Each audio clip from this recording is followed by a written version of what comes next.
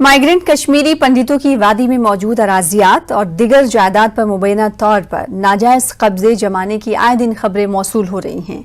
ऐसे ही दो मामलों में माइग्रेंट पंडितों ने उनके साथ इंसाफ की मांग की है। ये दोनों मामले अदालत में ज़ेरे समाअत हैं।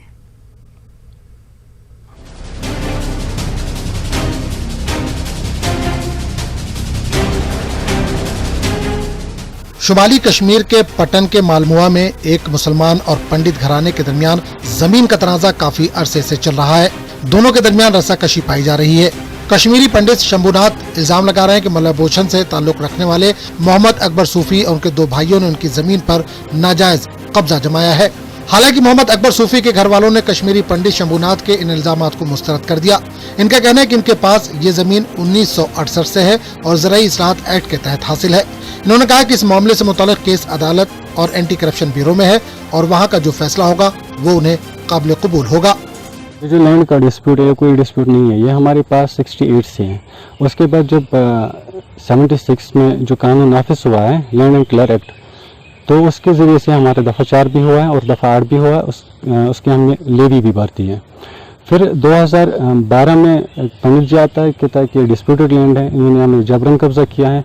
इस पे हमने कोई जबरन कब्जा नहीं किया, ये कानूनी हमारे पास है। फिर जो कोर्ट का फैसला होगा वो हमें एक्सेप्ट है। कश्मीरी पंडित शंभुनाथ का कहना है कि 2007 में जब उन्होंने रेवेन्यू रिकॉर्ड हासिल किया तो इन्हें मालूम हुआ कि उस वक्त के नायब तहसीलदार, गिरदावर और पटवारी ने रेवेन्यू रिकॉर्ड से छेड़छाड़ की थी, जिस पर आज तक कोई कार्रवाई नहीं हुई।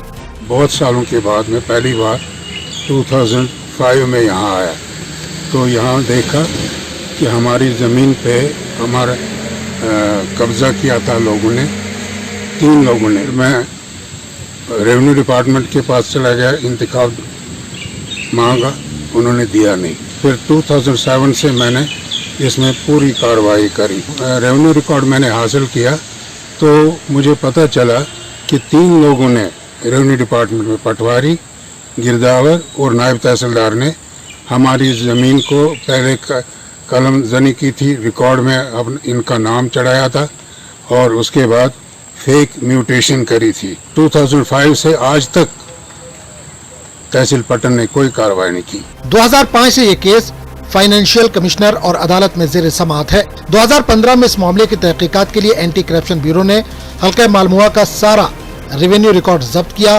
वो अभी भी एसीबी के पास है। एसीबी इस मामले की तहकीकात कर रही है। अभी भी उसमें कुछ इंक्वायरी चल रही है जो कि ड्यूकॉम साहब की तरफ से हैं या स्पेशल ट्रिब्यूनल की तरफ से हैं। Those inquiries are under process. I am not part of that, but जो मेरी इंक्वायरी थी वो मैंने ऑलरेडी कंप्लीट की है। जब भी आउटकम होगा उस इंक्वायरी का, that will definitely come to the fore and जो भी कल्प्रिट्स होंगे, law will take its own course.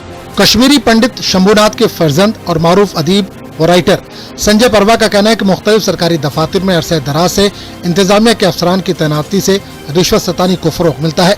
इन्होंने सरकारी महकमों में लंबे अरसे से तैनात अफसरान की तब्दीली और उनके कामकाज का जायजा लेने की सरकार से अपील की।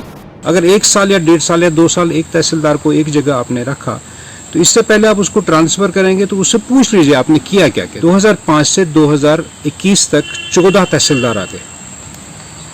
14 तहसीलदार ने वही एक चीज बार बार की जो पहला तहसीलदार करके गया, किसी ने एक्शन नहीं की। तो इनकी अकाउंटेबिलिटी कहीं न कहीं खड़ी करनी पड़ेगी। एक और माइग्रेंट कश्मीरी पंडित ने कोलगाम में उनकी जमीन पर नाजायज कब्जे का इल्जाम लगाया।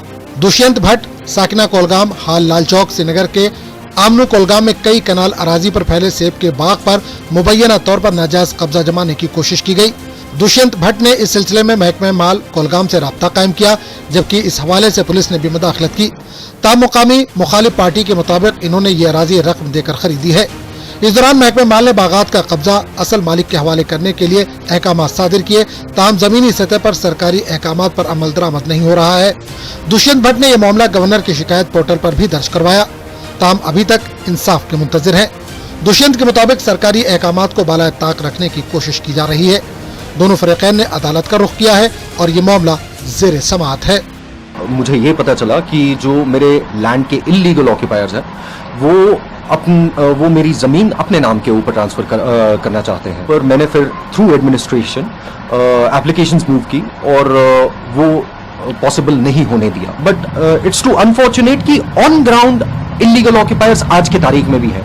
मुझे 2 बारी ऑन ग्राउंड पोजीशन दिया गया हुआ है अपने ही लैंड का। इलीगल ऑक्यूपायर्स अभी भी कंट्रोल मेरे लैंड को करते हैं, सारा हार्वेस्ट वो ले जाते हैं, उनके ऊपर कोई एक्शन नहीं अभी तक हुआ है।